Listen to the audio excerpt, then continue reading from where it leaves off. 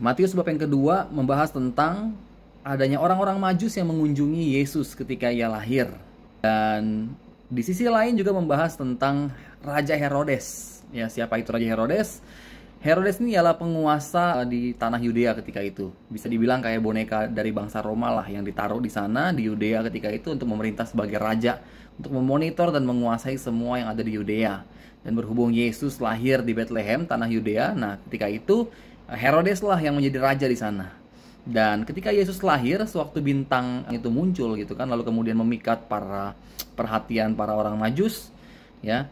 Orang-orang Majus kemudian datang ke tanah Yudea, dan ketika mereka datang, ya mereka ketemu dengan Herodes, ya mungkin untuk lapor ke raja setempat gitu ya, dan mempertanyakan di mana Yesus akan lahir, sang raja itu katanya.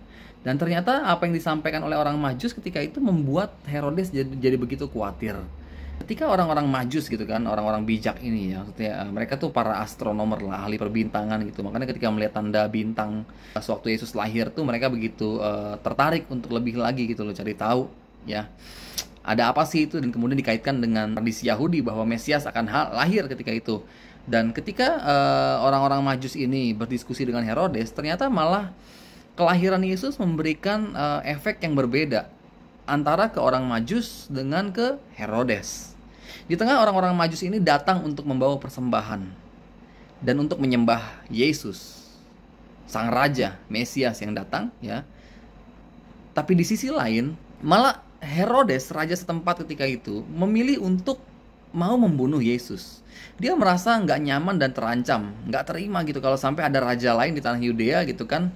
Apalagi kalau harus sampai terjadi perubahan atau apapun itulah pokoknya gitu kan. Sehingga Herodes berniat untuk mencari tahu gimana sang raja itu akan lahir, lalu kemudian membunuhnya. Dan ini cukup signifikan perbedaannya, efeknya ya. Dan patut untuk kita renungkan ya dari bab yang kita lagi bahas ini gitu loh, Matius bab yang kedua, bagaimana ketika orang-orang Majus datang untuk menyembah Yesus gitu, tapi kemudian Herodes malah memilih untuk nggak mau menerima Yesus gitu ya. Ini jadi satu permenungan yang patut untuk kita renungkan yang menurut saya gitu loh, karena ternyata nggak semua orang ketika mereka mengalami perjumpaan dengan Yesus dalam hidupnya itu tuh mau langsung menerima dia begitu aja. Karena ada juga orang-orang yang mungkin seperti Herodes ya, dalam tanda kutip menolak. Oke. Tapi kita perlu belajar dari figur orang-orang Majus ini. Padahal mereka tuh bukan orang-orang Yahudi loh. Mereka tuh orang-orang dari timur. Bahkan menurut beberapa para ahli tafsir dianggap sebagai itu tuh imam-imam Persia yang mencoba untuk mempelajari gitu tentang hadirnya Mesias ketika itu. Dan padahal mereka orang luar lah intinya. Gitu. Tapi ternyata mereka tuh malah bisa menerima lahirnya sang Mesias. Lain halnya dengan Herodes, mereka ada di tanah Yudea gitu kan, dari dalam daerah itu sendiri gitu, tapi malah menolak gitu. Yang menarik adalah ya, ada orang-orang yang mereka meskipun bukan dari kalangan Nasrani gitu, tapi mereka malah ketika mendengar tentang Tuhan langsung membuka hati seperti orang-orang Majus.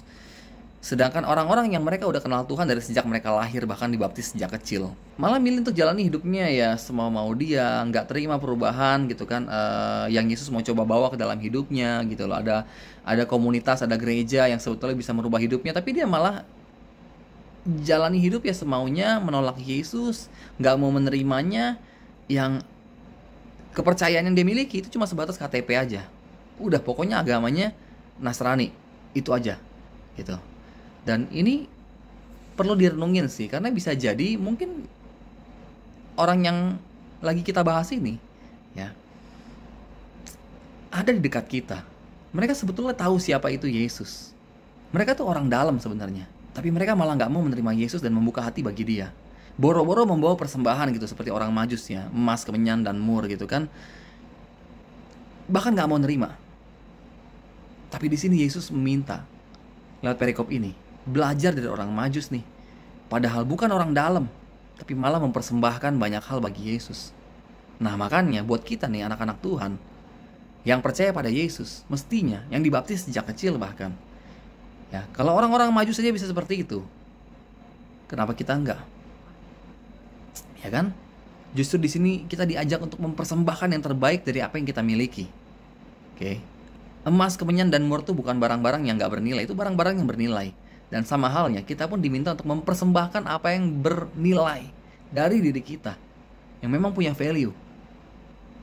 Dan saya yakin, itu adalah hidup kita, pikiran kita, hati kita, bahkan seluruh apa yang ada pada kita. So, perenungannya, ya, seperti orang-orang Majus dari timur yang datang untuk mempersembahkan persembahan bagi Tuhan, maka mendekatlah pada Yesus, terutama jika kita udah kenal Dia dari sejak dulu, ya, dan bawalah persembahan baginya yang terbaik dari kita. Gua rasa itu aja perenungannya untuk Matius bab 2 ini. Thank you, Tuhan Yesus memberkati.